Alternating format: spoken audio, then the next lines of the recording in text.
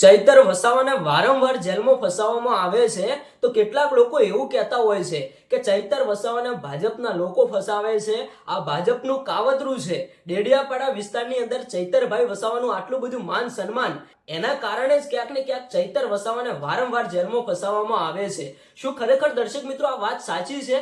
ચૈતર વસાવાને ભાજપના લોકો જ જેલમાં ફસાવે છે? આવા વિડીયો તમે સોશિયલ મીડિયાની અંદર ઘણા બધા જોયા હશે। ભાઈ જ્યાં જુઓ ત્યાં ઘણા બધા લોકો ચૈતરભાઈ વસાવાને સપોર્ટ કરતા હોય તો કેટલાક લોકો એવા નારા લગાવતા હોય છે કે આ ભાજપની દાદાગીરી છે, ભાજપના લોકો જ ચૈતર વસાવાને જેલમાં ફસાવે છે। મિત્રો અત્યારે હાલ ચૈતર વસાવાના સપોર્ટમાં લાખો અને હજારો લોકો મેદાને ઉતર્યા છે।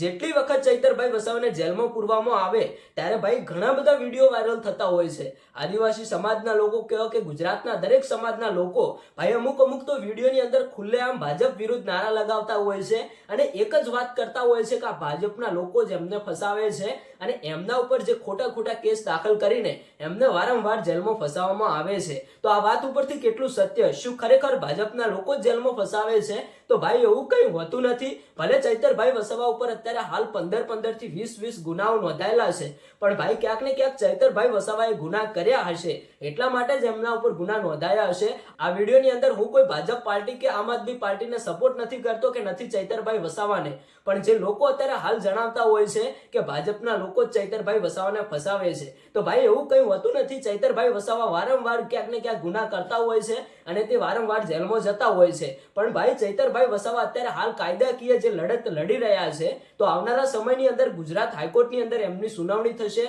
અને ભાઈ એવું લાગે છે કે આ વખતે ચૈતરભાઈ વસાવા જેલની બહાર જરૂરથી આવશે।